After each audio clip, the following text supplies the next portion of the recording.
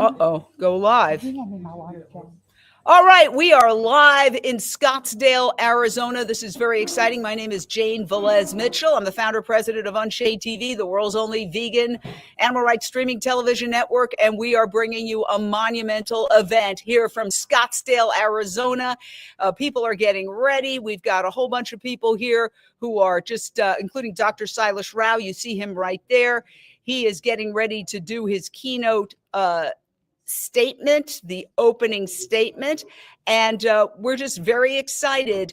The name of this conference is VCOP19, and that's a play on the United Nations famous or infamous COP conferences all around the world where they purport to want to find a solution to climate change without talking about animal agriculture. The difference is here we are talking about animal agriculture's massive impact on greenhouse gas emissions.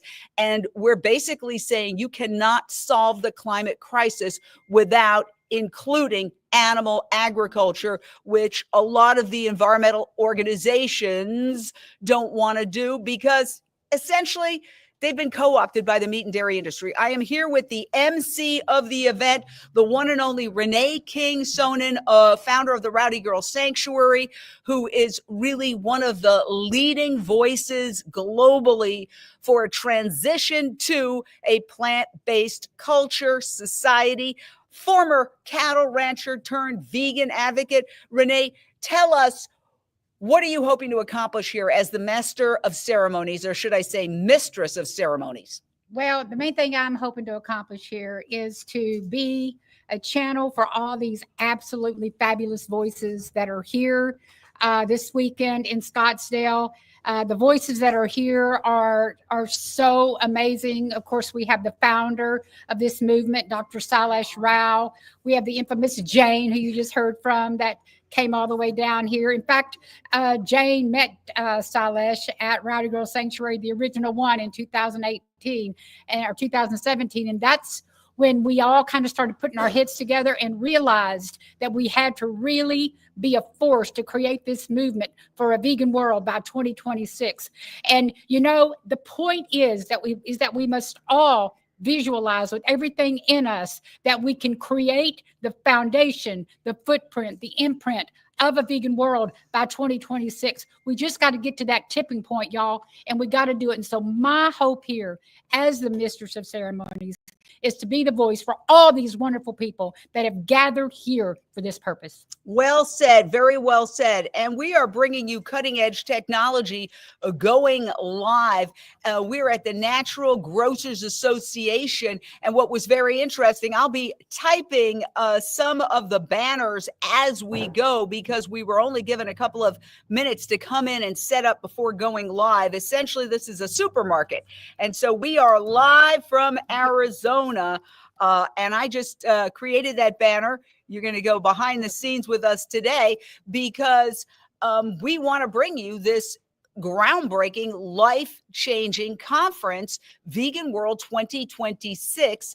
Again, this entire movement started in 2017 in Texas at the Rowdy Girl Sanctuary, founded by Renee King Sonnen, a former Texas cattle rancher who had an awakening and turned her calf cow operation that she had with her husband into a vegan animal sanctuary for cows, chickens, pigs, turkeys, goats, and lambs rescued from the factory farming cruelty. And so what's really fascinating is that now, all these years later, we are having a conference and we are literally 1 year away from Vegan World 2026. How are we going to do that in 1 year? That is a huge, huge task. But let's see how far we've come. I want to take you back to the conference where I heard Dr. Sailesh Rao, who is the keynote speaker, who's going to be speaking any minute now, maybe in 15, 20 minutes. I heard him speak at the Rowdy Girl Sanctuary, and he came out and he said, we're going to create a vegan world. We know why we have to do it, to save the planet, to save animals, to save people. We know when we have to do it by 2026, because the World Wildlife Fund is saying that we're destroying wildlife at such a rapid rate that we will almost have no wildlife, giraffes and rhinos and elephants in a year or so. So all we need to do is figure out how we are going to do that. Remember the pinky promise? Oh, tell us about the pinky promise. That's important. Yes, the pinky promise is when Dr. Rao was at Rowdy Girl, and he was talking about his granddaughter Kamaya, and God, to meet her when she was just a child and to see her now at 13 years old, she's blossomed so much. But Dr. Rao's entire reason for really propelling this mission into the world is because of a promise he made to his granddaughter Kamaya. Kamaya is this exceptional child, and she realized at a very young age that she knew that she did not want to eat God's kids, the animals. And Dr. Rao made her the pinky promise. And I'll never forget at Rowdy Girl that I was the first one that got to make the pinky promise with Dr. Rao. And what's the pinky promise? It means that we promise to do everything in our power to create a vegan world by 2026. And y'all, that doesn't mean that we're going to all be vegan the world over by 2026. What that means is we're doing everything we can to get to that tipping point. Because once we're at the tipping point, it's just like dominoes going down one by one by one around the world, and we're getting there. And when cattle ranchers go vegan in the heart of Texas, we are making a difference. When a documented beef cattle ranch goes vegan, you know that things are changing. You know that when your name gets on list of animal agriculture and they're looking at you, you know you're making a difference. I used to be terrified to even say I wanted to end animal agriculture. I remember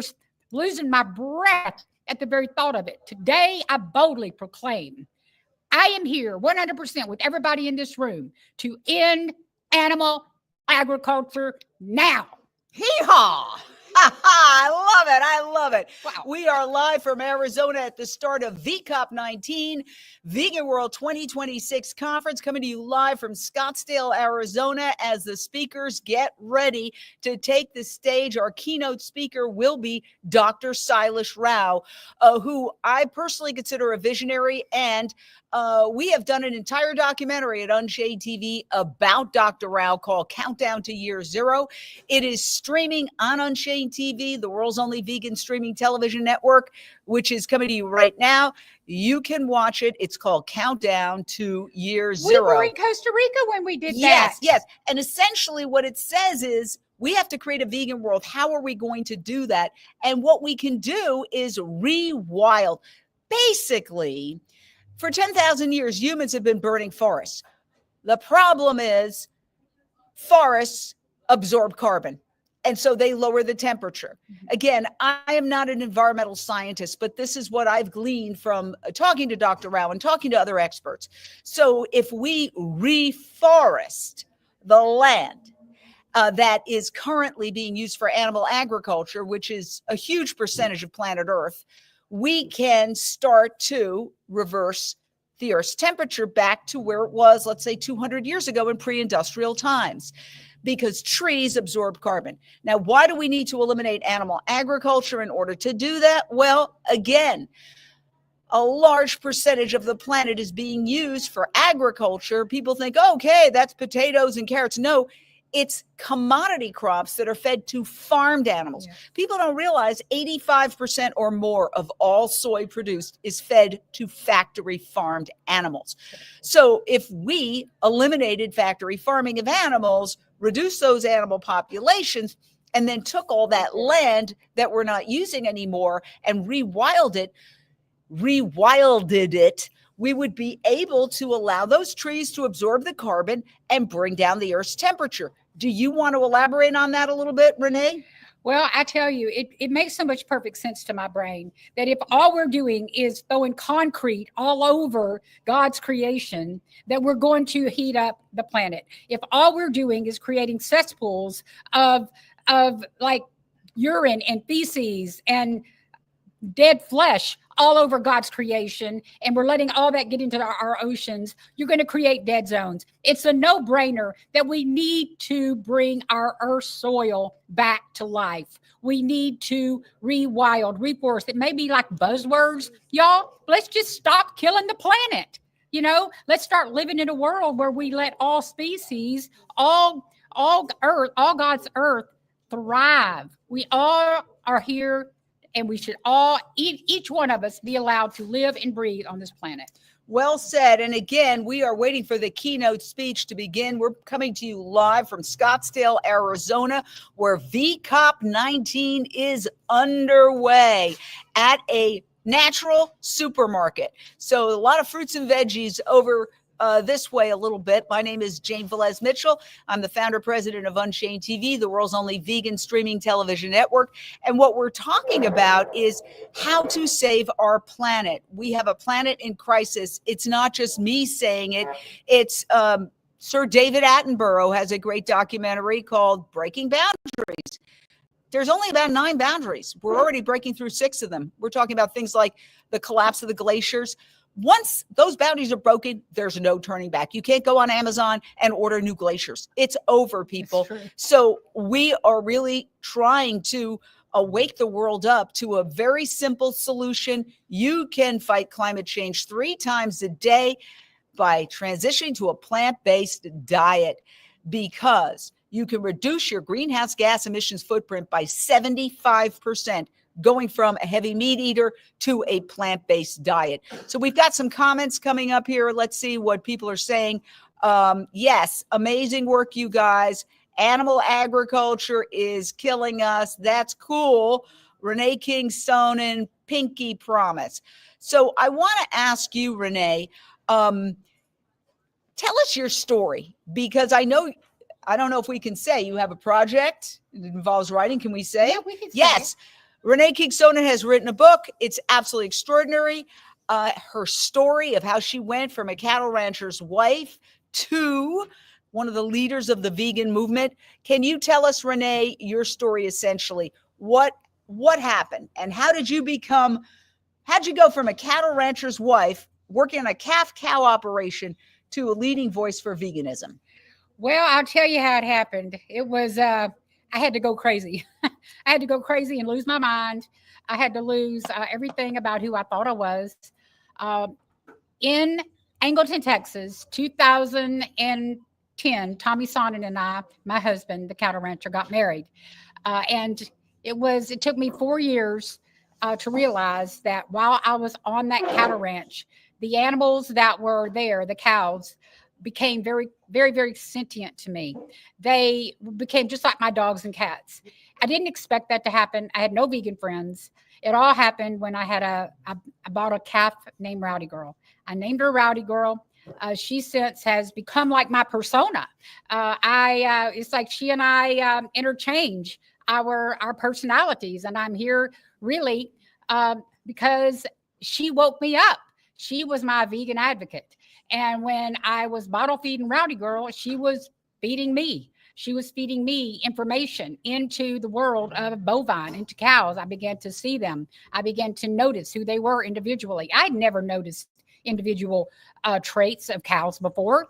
I thought I was going crazy. I'd go back into the house and tell my husband all about my awakening, and I wasn't a vegan. I was just like waking up on a cattle ranch. And 4 years later, a lot of struggles, watching slaughterhouse videos, trying to do the right thing the wrong way. Or the wrong thing the right way. I always say that because I'm dyslexic. Try to do the wrong thing the right way. You can never do that. You can't do the wrong thing the right way. But I kept trying. I kept trying to make that square peg go into a round hole. I did the humane meat. I did the humane milk. I did the humane cheese, so-called, until I finally lost my mind, realizing that there was no wrong way, right way to do the wrong thing. Anyway, on October 31st, 2014, Halloween, I went vegan at my mother-in-law's house when she was serving beef stew. She was serving beef stew, and instead of seeing beef stew, I saw floating dead, hacked up animal bodies in a bowl. And I said I couldn't eat that. And my mother-in-law, God rest her soul, thought I was, like I had just said cuss words. Everybody got quiet in the house and like, what did you say, Renee? And I was like, I can't eat that. It's got floating dead, hacked up animal bodies in it. It always had floating dead, hacked up animal bodies in it. But that day I saw, instead of beef stew, I saw floating dead, hacked up animal bodies. And that awareness, that perception changed everything. I went vegan on the spot, slid down the rabbit hole, told my husband, Tommy Sonnen, there was no more meat to be had in that house. He said, well, that's my house too, Renee. I said, it may be your house, but it will not be a graveyard. And I will not have any animal products in this house. And he had to eat meat outside. So it was from there. A few months later, May 2nd, 2015, my husband went vegan. We had our first vegan conference there at the sanctuary. It was a cattle ranch. We turned it to a sanctuary. And it was on that particular day that everything changed. And I told my husband before that happened, I said, you take them cows up the road one more time, I will follow you. I will buy them all back with your credit card at that sale barn, and I'll bring them back home. You try me, don't even try. And he knew I would, Jane. He knew I would do just that. And so anyway, I didn't know I was starting anything. I just knew I was going crazy. And then when I showed up at that very first animal rights conference, when I got the Vegan Rookie of the Year award, that's the day I met you. Yes. I met you there. And I didn't know I was getting an award. I had no clue that Going Crazy on a Cattle Ranch and that CBS Evening News would actually come out and want to televise that. Anyway, so here we are. So that is the story. And I believe you are watching history in the making. We are live in Scottsdale, Arizona at the start of the COP19, which is kind of a play on words of the United Nations conferences that they've been having all over the place. You probably heard the COP this, the COP that. And, they're trying to solve climate change without looking at the really inconvenient truth, which is what we eat 3 times a day is more impactful on climate, creates more greenhouse gases than all transportation combined. But because of economic forces, those institutions ignore that reality. And that's why they haven't made very much progress. In fact, climate change is getting worse and worse. And anybody who's seeing the fires on the west coast of California or the terrible hurricanes they've been having on the East Coast know that. So what we're doing here is having a conference, a VCOP, vegan conference, to include animal agriculture. And we're live in Scottsdale, Arizona, and we're bringing it to you live. And Renee King-Sonnen is the master or mistress of ceremonies. And I'm going to be speaking later, and we have some vegan leaders from around the world who are showing up. I believe we have Paige Parsons Roach somewhere who's going to be joining us in a minute. Oh, Jay. Okay. Thank you, Renee. Thank you. Jay, Thank come you. on down and speak to us. Here we go. Just plop down. Tell us who you are. We're live and what your role is. So I'm Professor Jay O'Shea. I am on faculty at the University of California, Los Angeles. I will be giving a keynote address tomorrow morning, and I'm going to be talking about some of the issues you just raised, Jane. So you were saying about how the mainstream environmental organizations don't grapple with the environmental impact of animal agriculture, or sometimes they acknowledge it, but often their response is to say, well, we recognize that meat and dairy production contributes to the climate crisis, to other forms of environmental destruction like species extinction. And then very often they'll say, well, but individual change isn't going to solve the climate crisis. And going vegan is just a form of voluntary action. Fortunately, Dr. Rao has a terrific response to that, which is to say that anyone who thinks that voluntary action can't change the world is not thinking about the Indian independence movement and about what Mohandas Gandhi achieved with the Khadi movement, with encouraging people to wear homespun cloth. So my talk takes up that idea and says, okay, well, let's think about this in detail. What did the Khadi movement actually achieve? What was going on with it in terms of its tactics? How did it build a mass mobilization around what on the surface seems to just be voluntary action? And what you're talking about, for those who don't know, because I was totally ignorant about this until Dr. Rao explained it, is to end colonialism in India, Gandhi took the power back by, instead of everybody dressing in Western British clothing, which was benefiting the British economy, he said, no, we're going to wear our traditional clothing. And that caused a big collapse in, let's say, economic repercussions in Europe. So that way he was able to take the power back. That's just a very, very, very basic explanation, but we're going to be going live. But just wrap that up in 30 seconds because the conference is getting ready to start. Thank you, Doctor. Right. All right. Thank you, Jane. Oh, wow. Are we done? I guess we're done. Okay. But thank you. The conference is getting ready to go. It's very, very exciting. Thank you so much for joining us. And I can't wait to hear your talk. We're excited. This is history in the making, people. We are going to create a vegan world, and we're going to discuss today how we're going to do it. So Dr. Rao is getting ready to talk. Dr. Rao, I just want to remind you that is where it is. So don't walk too far away from where you need to be. Okay. Right here. Huh? You can move this one. Yeah. Can you move this? Yes. This way. So that I can change this. How's that? Yeah. Ready to go? Okay, wonderful. So thank you all for being here. Thank you for, sorry for the difficulties that we had getting this going, but we are now ready to go. I'm muted here, so can you hear me now? We are live in Arizona, and this is Dr. Sailesh Rao. He is getting ready to speak right now. And this is worth waiting for, people, because this man is a visionary, and he has a solution, how to create a vegan world. And so, Dr. Sailesh Rao. Hello. You ready? Yes. I want to introduce Dr. Sailesh Rao. He's going to be, he is the founder and executive director of Climate Healers, which is the nonprofit dedicated to restoring the Earth's climate. He's got a PhD in electrical engineering from Stanford. Dr. Rao spent over 20 years pioneering advancements in internet infrastructure before fully transitioning in 2006 to environmental activism. As a human, earth, and animal liberation advocate, heel, author, and grandfather, Dr. Rao is committed to a largely vegan world by 2026, honoring a promise that he made to his granddaughter, Kamaya. Welcome, Dr. Sailesh Rao. Thank you. Thank you so much.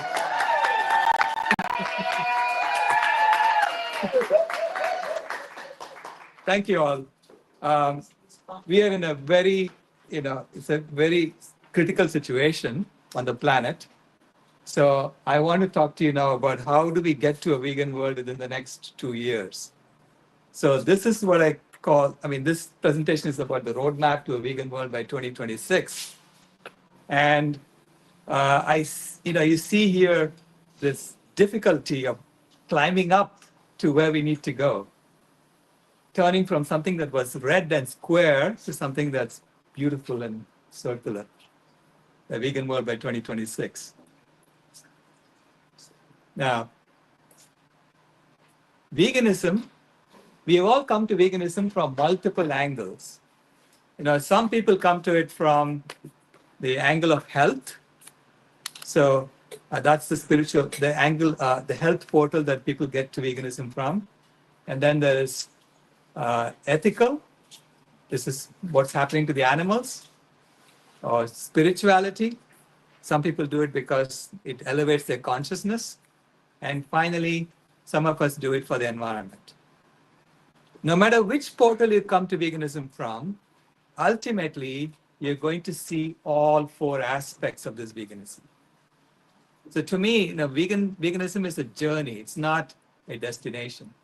So we're all trying to get to where we understand all four aspects of veganism.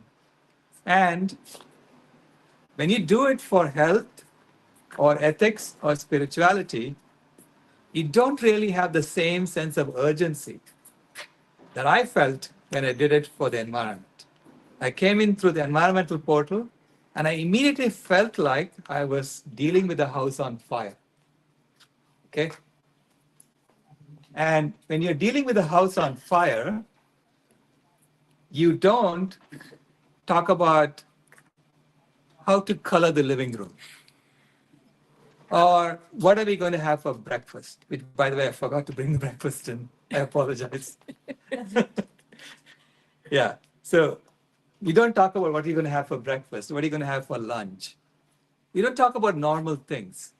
You focus on putting out the fire first. Okay? That's what we need to be doing now for the planet. But we have people in the house, some of them have barricaded themselves in the master bedroom, and they're saying, there is no fire.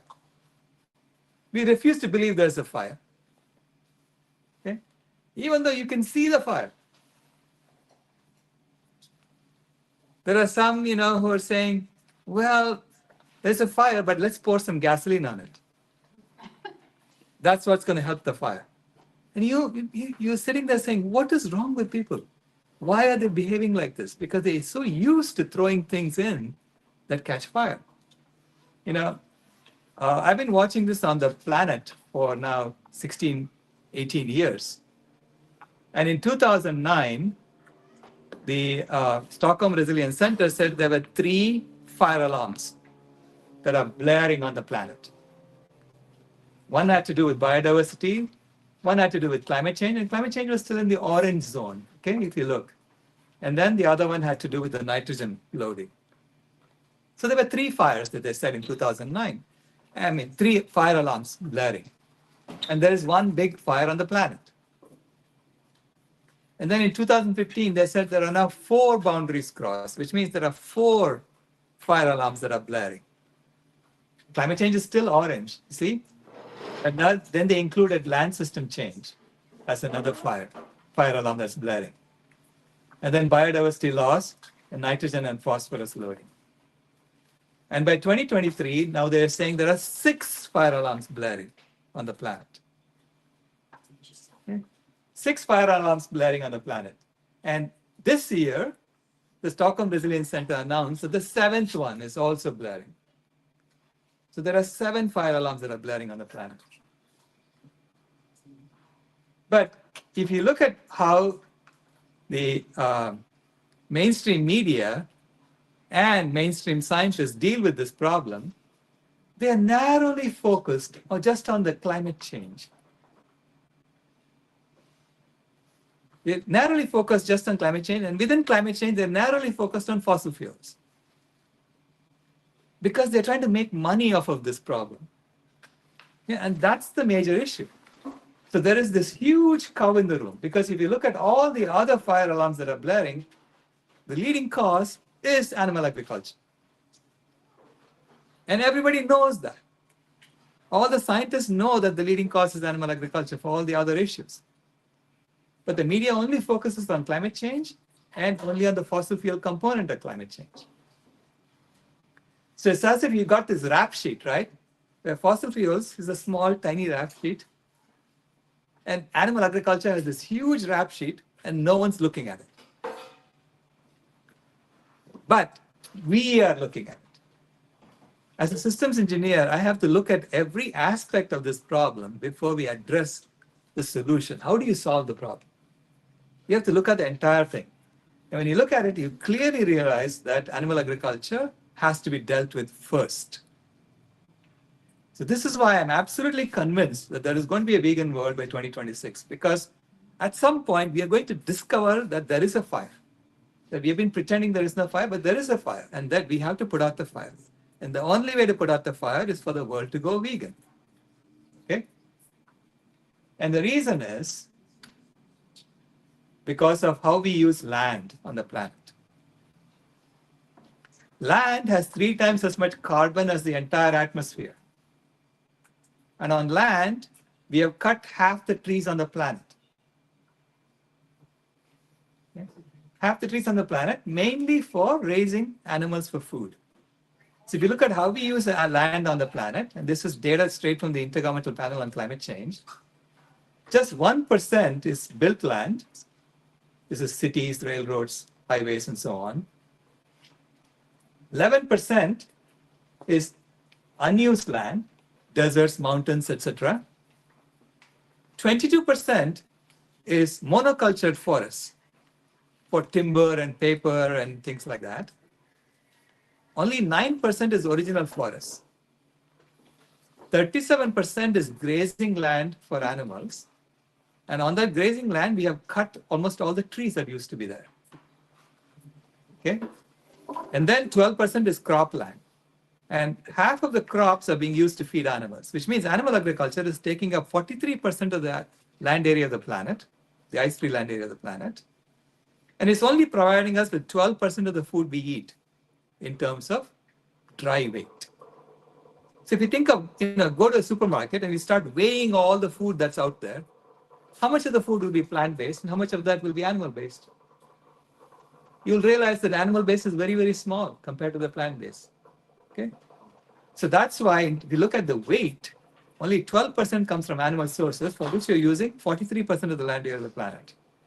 And 85% of the food we eat is already plant-based. So it's already an almost vegan world in that sense, okay, if you look at just food.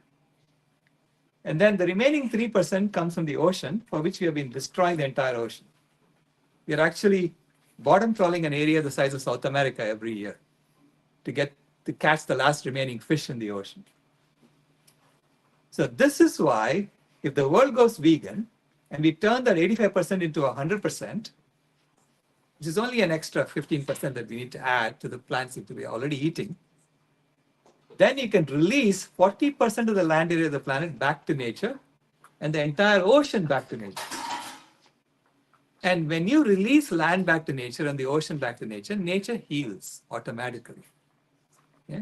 And we may have to help her a bit. We may have to clean up our mess. But healing, nature is a self-healing system. So nature will heal when we start doing the right thing. So this is why the vegan rewilding solution, vegan rewilding solution will completely reverse climate change. So this solution is where the world goes vegan and we rewild the land on which animal agriculture used to be there. Yeah? The camera. The camera? Yeah. So the vegan rewilding solution will completely reverse climate change. And not only will it reverse climate change, it will also address all 6 of these fire alarms. All 6 of them. Even the 7th one that they said is ocean acidification. Even that 7th one will be reversed if the world goes vegan and we rewild the planet. Okay? So the smallest violation or the smallest alarm is the freshwater change. And when we return 40% of the land back to nature, the water cycle will heal. Next is land system change. And land system, again, if you return 40% of the land back to nature, that will go from red to green. The next is climate change. And I already told you that climate change will be reversed if the world goes vegan and we rewild the planet. And if anyone doubts that, I say, try it out. Let's see. I guarantee to you it will happen because I'm basing it on data. And then nitrogen and phosphorus loading. Half the crops, that comes from all the crops we grow. They're growing them industrially with fertilizers. And half the crops are being fed to animals. This is why when we go vegan, that will go from red towards green. I don't know if it will be entirely green, but it will go towards green. Next is chemical pollution or novel entities. And those novel entities, we are pouring about 220 billion tons of toxic chemicals into the environment every year. That's about 30 tons per person per year. Okay? And those toxic chemicals are working their way up the food chain. So they are highly concentrated in animal foods. So animal foods have 10 to 100 times the toxic pollution as plant foods. So when the world goes vegan, we start eating plants. So we get only 1% to 10% of the of the toxic pollution that people get from eating animal foods. And simultaneously, we return the trees on the land, and those trees start sucking up the chemical pollution and storing it in their trunks. So trees are so amazing because they take water and they filter the water, and they store that chemical pollution in their trunks. So when we go vegan and we rewild the planet, it'll address both our health and the planet's health for chemical pollution. And finally, the worst violation is biodiversity loss.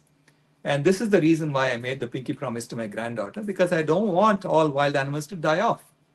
Okay? And we are on track to wipe out almost all of them by 2026. That's the calculation I made 10 years ago. Today, it looks like it's around 91%. It's still not comforting to me that we are killing more and more wild animals every year, and we are saying, oh, there's still some left. So why don't we continue? You know, this is not the way you should deal with a fire.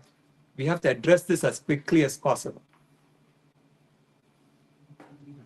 So when you take into account, when you do the accounting properly, like an engineer would, you will realize that animal agriculture is the leading cause of climate change and of all the other fire alarms that are going on the planet.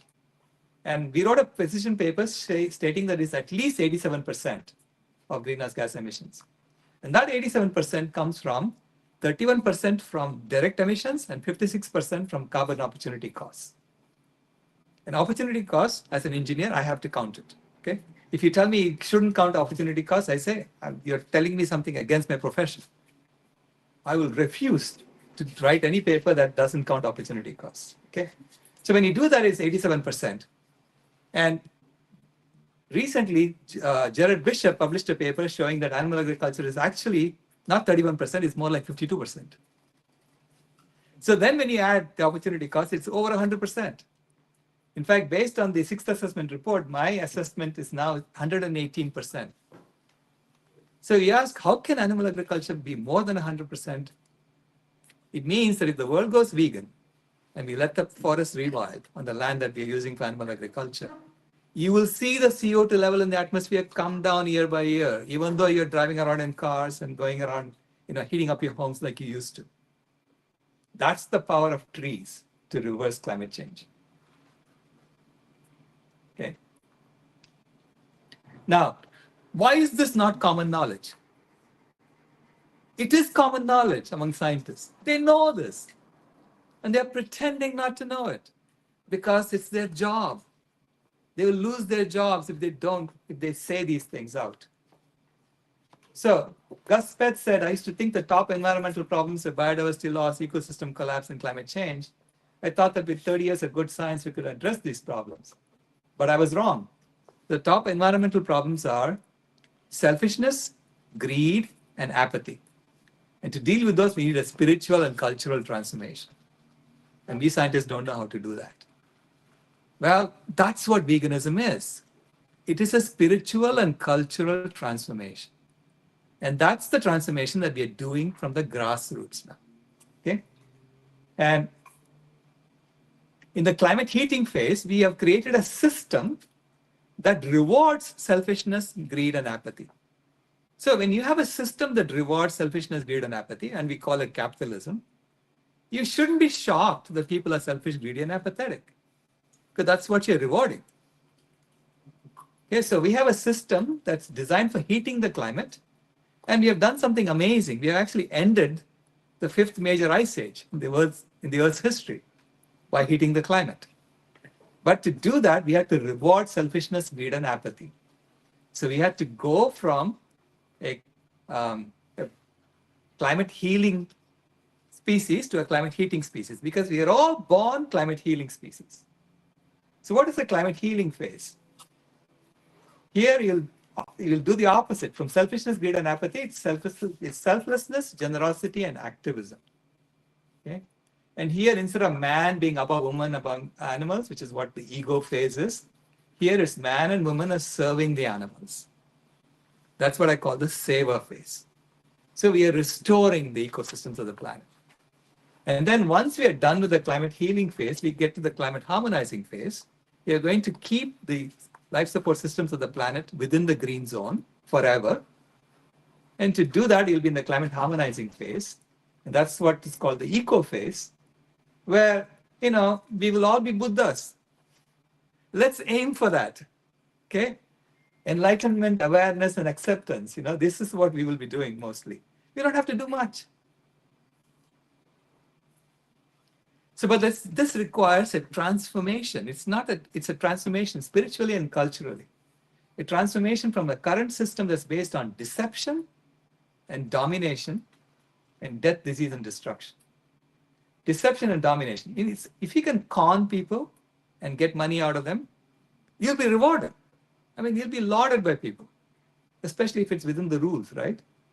And that's what everybody's trying to do, figuring out how to get money out of people. So deception is fundamental to the system that we are in. And I show a picture of the satellite picture of the Amazon in the background. And in that, you see how we deforest the Amazon. We don't really cut all the trees. We just leave clumps of trees behind. Because the UN has a rule saying that any 1 kilometer by 1 kilometer grid with 10% tree cover is still a forest grid. So we are pretending the Amazon is still there. Okay? In official circles. They're all pretending the Amazon did not get destroyed. It's not there. This is not counted in the IPCC's forest, the land use map. They're claiming that this is still part of the Amazon, the 9%. Well, that's a deception. The animals are not there. They're dead, right? If you keep cutting like this. So we have to go from deception and domination to honesty and humility. We have to realize that we are here to serve the animals, not the other way around. We're not here to boss them around. And we have to be honest. No engineering project ever works with dishonesty. And I've been running engineering projects for like 40 years now. And the first thing I tell my team is that, please tell me the truth. Don't hide things from me. Because if you tell me that you made a mistake, we'll fix it. But if you pretend you didn't make a mistake, then once I find out, I'm going to be really mad. So deception is never a way to create a system that keeps us within the bounds of the planet. And Steve Kaufman said something very important. He said, meaningful reforms are not possible until goals change. If the goal of the system is to keep growing the economy, if the goal of the system is for everyone to go and grab as much as they can from the planet for themselves, then you will always have a climate heating civilization. You will never change, okay? So, and if you look at, what do you want a vegan world to be? I want a vegan world to have no poverty, zero hunger, good health and well-being, quality education. These are all the goals that the UN has identified as their sustainable development goals. Okay? These are all great goals. But then they had goal number 8, which is economic growth. And this is where the problem comes, because everybody is trying to meet the other goals by just growing the economy. And this is backwards. Think about it. If you meet the other goals, like no poverty, zero hunger, good health and well-being, do you really care that the economy is growing? So why did they put that in there? Because that's the deception they're running. It's a big con game that they're running. This is why we're not going to any more COPs until it's 100% vegan. Okay? And instead of goal number 8, economic growth, we have added goal number 18, which is zero animal exploitation. Because if you meet that goal, it's very easy to meet the other goals. So let's put a goal in there that everyone can rally behind. And to do zero animal exploitation, you have to go back to being the child that you were. This is what my granddaughter taught me. They are born climate healers. We are all born climate healers, and we are educated into becoming climate heaters.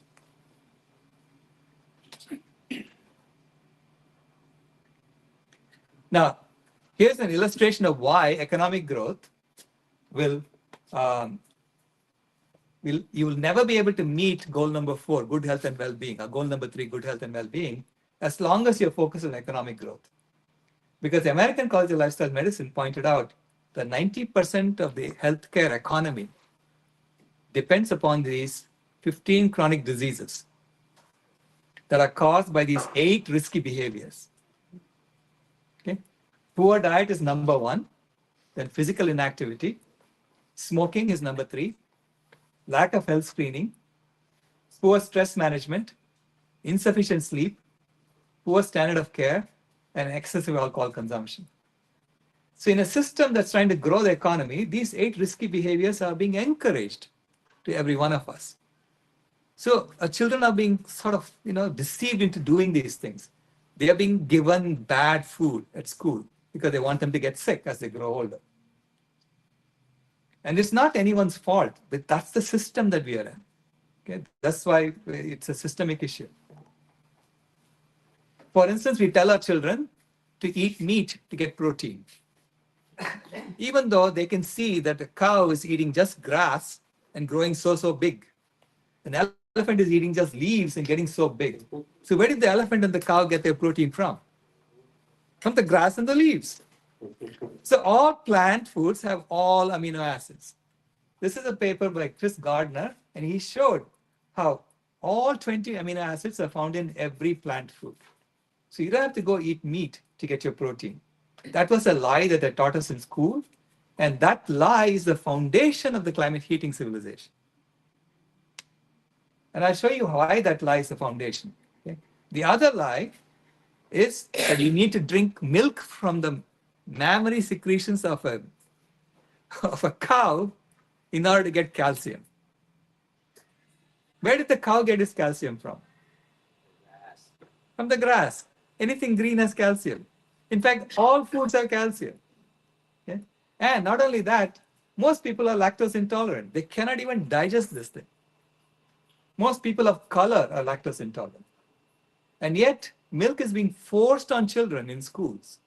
Because that's the system we have. It says, we don't care if you're going to get sick. You're going to drink this because I'm going to make money off of you. That is what's going on. That's the domination that's going on.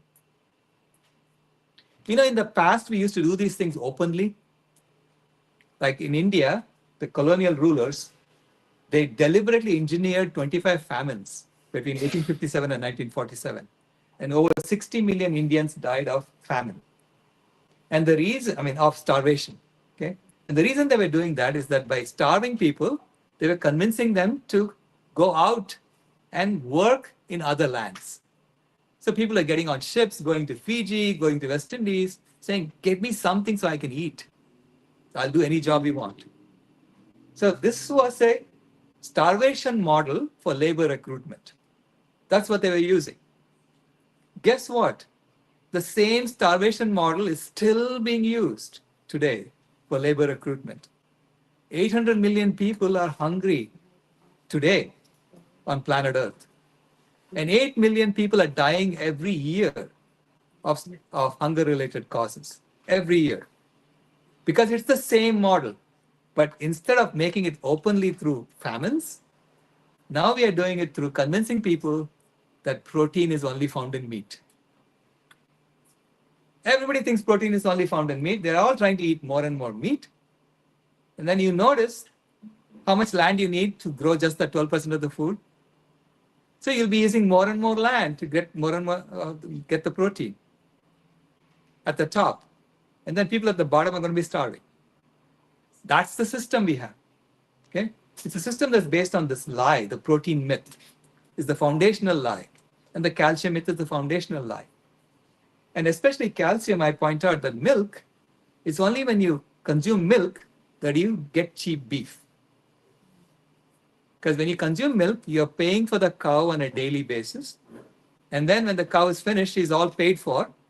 So she gets chopped up into hamburgers. With prison labor, by the way. Okay, so this is how you get cheap hamburgers. And so the way to address this, and this is fundamental to all of us, is for all of us to get healthy. You have to put on your own oxygen mask first before helping others.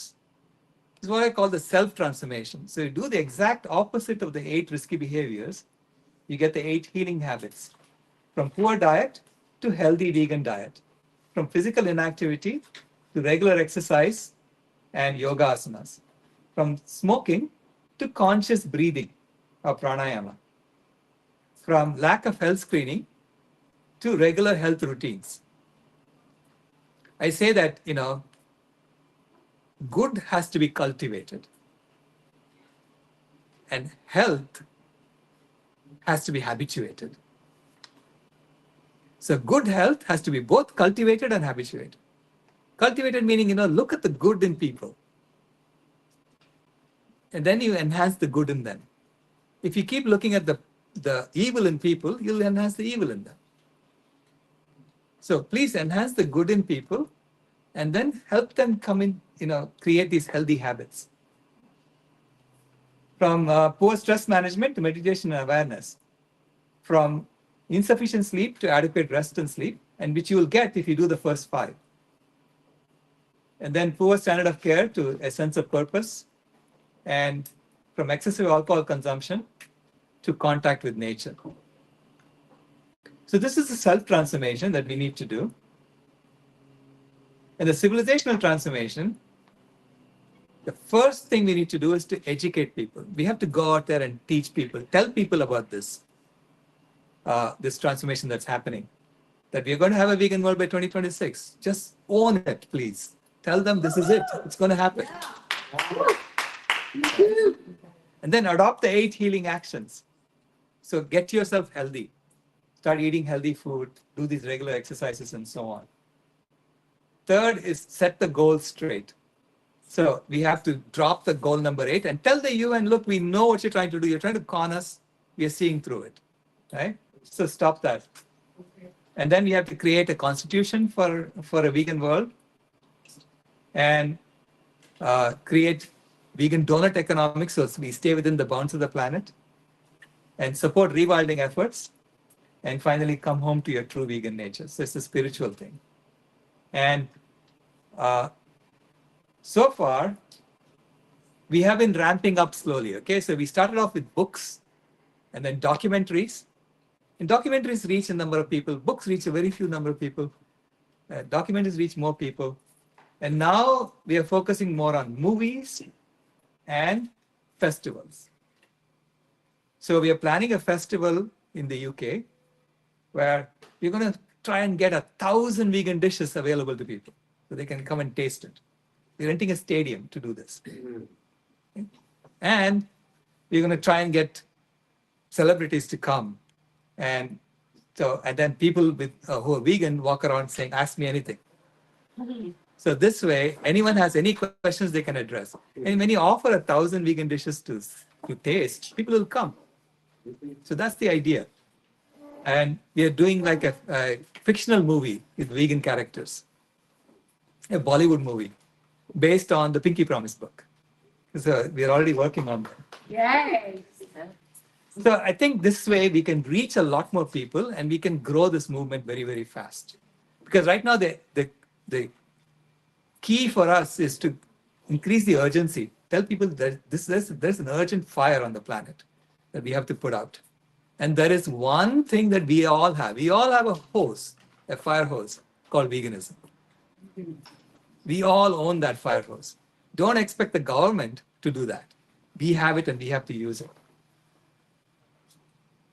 Then we have to have training for activists. The books and documentaries are training for activists. And then we are working on courses that we have more formal certification process. So people can just take a course on Climate Healers 101. So it understands the story of climate healers.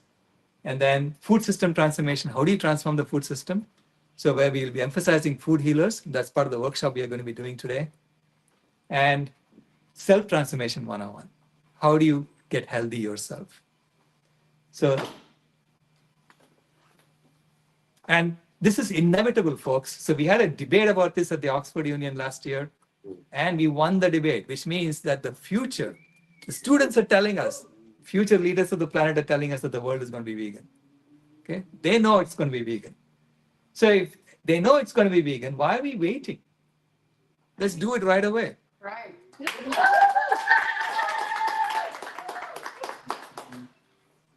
So I see this as the hero's marathon journey. Our ancestors have been working on this for 50,000 years. They've heated up the planet for 50,000 years. And they have prevented the Earth from ever going back to another ice age again. So they've done an amazing job of heating up the planet and ending the fifth major ice age. So imagine this, 33.9 million years of an ice age is over. So we can celebrate that now, right? But to enjoy the work that our ancestors did, we have to go vegan. Yeah. This is like making a U-turn. Right? It's like we are making a U-turn at the end. It's only 14 feet to the finish line. You have to make a U-turn. And then there is a clown standing outside trying to convince us to come in and eat his McDonald's. So please ignore that clown. He's going to kill you if you go there. Okay? So just let's do the U-turn and get to a vegan world as quickly as possible. Thank you.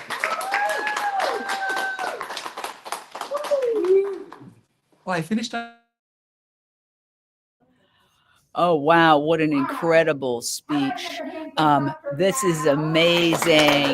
Wow. We are here live from Arizona.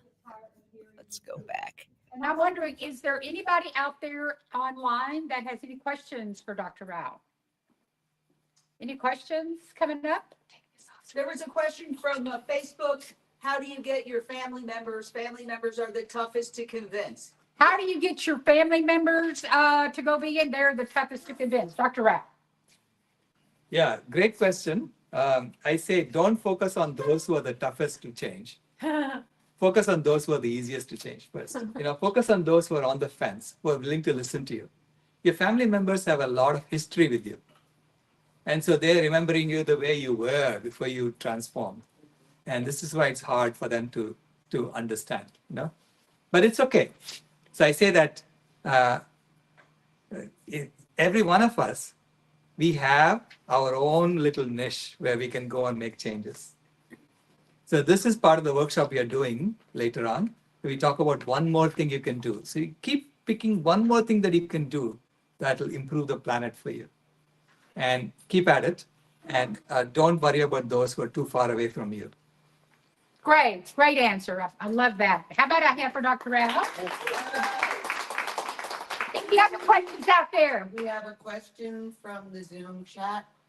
Will transitional foods developed with precision fermentation be a positive influence? Repeat the Will question. transitional foods with, I'm sorry? Developed with precision fermentation be a positive influence? Will transition foods developed with, can you come ask the question? Precision, yeah. You know what the question Yeah. is? Okay, go ahead. Please repeat So the the question. question is, will transitional foods developed with precision fermentation be a Positive influence. positive influence?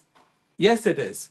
Anything that will get people off animal foods and helps them, it's like is methadone necessary for heroin addiction? Right. Yeah, some people it is necessary. So we have to give people every possible tool available that they can make the transition. Everyone needs to know that they're all taking this step towards a vegan world. We're all going to go vegan, okay? Because ultimately, it is the mindset that needs to change. It's not what you're putting in your mouth. The mindset that animals are here with us, not for us to exploit, okay? We have to treat them as fellow passengers on Spaceship Earth. Only then will we create a system that's within the boundaries of the planet. We have another question for Dr. Rao. How can we communicate the urgency of Vegan World 2026 without sounding like an alarmist? Okay, that's the question. How can we convey the urgency of Vegan World 2026 without sounding like an alarmist? You are a realist when you say that. You're a realist when you say that the planet is on fire, because it is on fire. This is not an alarm. The alarm is already blaring. Nature is already sending us the alarms. Nature is already taking all the cars and piling them on top of each other in Valencia, Spain. Nature is already creating wildfires all over California and burning down houses. Nature is already bringing hurricanes and killing people off in North Carolina.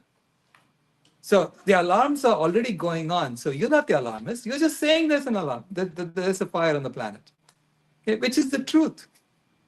Because this year, the European, I think the European Commission has said that we are going to be hitting 1.5 degrees over pre-industrial era. Okay, so last year we were at 1.43 degrees. So it's getting hotter and hotter. Do we not see the trend? What are we waiting for? Okay. So I say that you're not an alarmist when you tell people that the world has to go vegan by 2026. You're being a realist. You're actually being someone who is compassionate. You're telling them, let us save ourselves. Let us save the world. Let us save life on earth. That's all you're doing when you tell them that. You're not being an alarmist. Thank you. Can I ask you a question? Yeah. I have a question here because I have so many, real conservative, Christian-based friends, family, and, not that that's a, bad thing, but so many of them don't believe in climate change, as you brought out a while ago. Even a lot of vegan friends that I have think climate change is a hoax. Yeah. How? I look at this and I think about it and I'm just flabbergasted that people can't see and feel the urgency, like you said, of this problem. So I think if I could ask you one thing, it would be how to even address that deeper so that people can see through their own ignorance. No, it's not their ignorance. What is it? No, they're not being ignorant. They're actually seeing through the deception that's going on. Deception. The deception that's going on is the system is saying, focus just on climate change. And within climate change, focus just on fossil fuels. That's what the system is saying, right? I showed you the media focus. Right. And people are saying, oh, that's a lie. And they're right. It's a lie.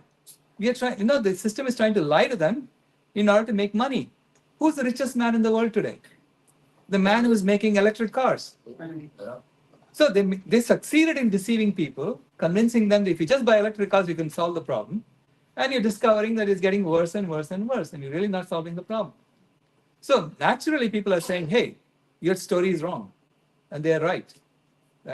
So if you look at the entire picture, you'll see 7 alarms going on, not just climate change. Climate change is only the 4th worst alarm. It's not even the biggest alarm. There are 7 alarms going around on the planet, and all 7 of them can be reversed if the world goes vegan. Okay? So that's what we need to convey to them. Let me see. We got a question here. Yeah, I want to add to this question. And the same people, they also say climate change is because of weather manipulation. What would you say to those people? Oh, Please repeat the question. weather manipulation. What would you say to the people that believe weather manipulation is the reason? Is it weather manipulation or human impact on the weather? We are having an impact on the weather. Okay, everything you do, every one of us is having an impact on the weather. We're either heating the climate or cooling the climate with our actions. You see? So what is this weather manipulation that you have to go look for? You're already doing it. So that's my response to that. Yes, you're right. We are manipulating the weather. Each one of us is doing it by buying things that we don't need, by unnecessarily driving around when we don't have to, or flying around when we don't have to. So these are the things that causes it. Okay. So I say that, and eating meat, of course, is the major reason. Mm-hmm. Eating meat and dairy when you don't have to, especially when it's causing you to get sick. So to me, it's a non-issue, the weather manipulation question. They don't have to do anything big. We're already doing it. I have a question. Question. Okay, the Farm Bill is being negotiated right now. Farm Bill will determine what kind of subsidies the U.S. government gives to animal agriculture for the next 5 years. Essentially, whereas meat is creating the climate crisis, whereas the government is funding meat, wherefore the government can determine whether or not our planet survives. If they cut those subsidies, we could eliminate animal agriculture.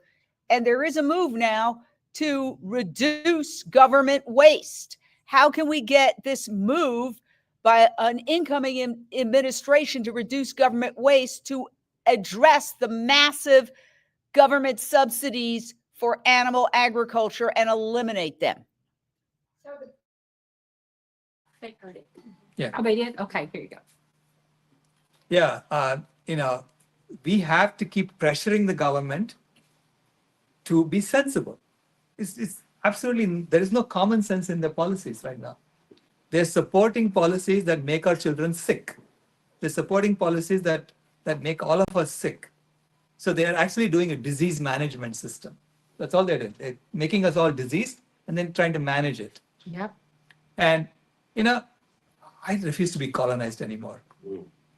So Yeah. we have to free ourselves from the government's manipulations, regardless of what the government does. So I say the government is going to, if the government continues to institute such policies, you have to tell them, look, we know what you're trying to do. We see through you and we're not falling for it anymore. And we have to keep telling them, do the right thing. We know what the right thing is. Make health the priority for the government. You are our government, not the corporation's government. It's the government of the people, by the people, for the people, right? But it's not that way now. It's the government of the corporations, by the corporations, for the corporations. Because the corporations have been termed as people. And they are the most powerful people on the planet because they have a lot of money. So we have a government that listens to whoever has the most money. And that's the system we have. So this is why I say it's a complete system transformation that's going to happen. But to get to that system transformation, we have to engineer it from the bottom. We have to create a groundswell of support among grassroots people. And one thing that I see happening ever since I've known you is that your message doesn't change. I can listen to you speak and it just never changes. And I'm so grateful that you are pioneering this Vegan World 2026 movement because we need a consistent voice. And it's imperative that we all get behind this voice and begin to do whatever we can to buoy up the Vegan World by 2026 movement. Y'all do that today. Thank you, Dr. Thanks. Okay, so Nish is there, but now we're. All right. Well, we are here live in Arizona at the Vegan World 2026 conference. This is super exciting. We're live in Scottsdale, Arizona, and it's just very interesting and honestly providing solutions to the most critical problems we face, which is climate change, health, animal agriculture. So maybe you could come over here. Yeah, come on over. Okay, we have a lot of people who are joining us virtually on Zoom as well. So Paige, tell us, what was your reaction to Dr. Rao's keynote speech? I feel that with Dr. Rao's words and the specificity of what he's saying, it gives me hope. It gives me hope, Jane. My question was going to be, you can speak a little louder. What do we say to those that are climate anxious? Many young people are climate anxious. And I feel that when we listen to Dr. Rao, he really gives hope in action. So I'm grateful to be here in person to support climate healers, to bring forth a vegan world by 2026. Whatever we can do, pull out the stops, take action, get involved, move forward. Okay. So yeah, that's the feelings that I have about this, being here already, launching this, and we have a full weekend ahead. And I'm excited to have you here and to be here as well. Paige Parsons-Roach, a very, very active activist. And I can tell you right now that there are people who are watching from around the world as this conference. You can join it on Zoom, or you can join it this way through Unchained TV, or you can join it in person. I'm here live in Scottsdale, Arizona. We're going to be here all weekend. I'm actually speaking later today. We heard from Renee King-Sonnen, Rowdy Girl Sanctuary. Here's what my frustration is. Oh, let's hear what's going on. For you. And we also have Unchained TV with us, also doing interviews. And I'm grateful that you're all here. Thank you, Renee. Thank you. That's my friend and comrade, BJ Allen, from the same location in Texas, Lockhart, the barbecue capital of Texas. That's can we hear him now? Yeah, you can hear from. All right, so you're hearing some back and forth here as this conference continues to get underway, and the next speaker is on joining virtually from somewhere in the world. I don't know exactly where, but the speech that Dr. Rao gave, honestly, it is the solution to most of the world's problems, from world hunger to ocean desertification to climate change to human health, disease prevention. There's so many answers. And what's a little frustrating is that I feel that everybody in the world should be focused on what he says and what we're trying to wake the world up to here today. But the mainstream media does not cover it at all. They do not cover this solution. And I'll just give you one example. I was in mainstream media for many, many years. So I've been behind the curtain. I know how it works. The advertisers keep the lights on and they don't really say anything that's going to offend the advertisers. So let me just tell you one example of this. Okay, right here. Save the planet. Put down that hamburger. This is a New York Times article about an Oxford University study that showed that you can reduce your greenhouse emissions footprint by 75% by switching to a plant-based diet. No network covered this story. No network picked it up. So all those TV networks that show people losing their homes to fire and floods and crying and being killed and being devastated, they do not cover the solution. This essentially says that, if everybody reduced their meat consumption and went plant-based, we would have 75% fewer greenhouse gases. And that would be a solution to the problem. But unfortunately, the mainstream media doesn't discuss that.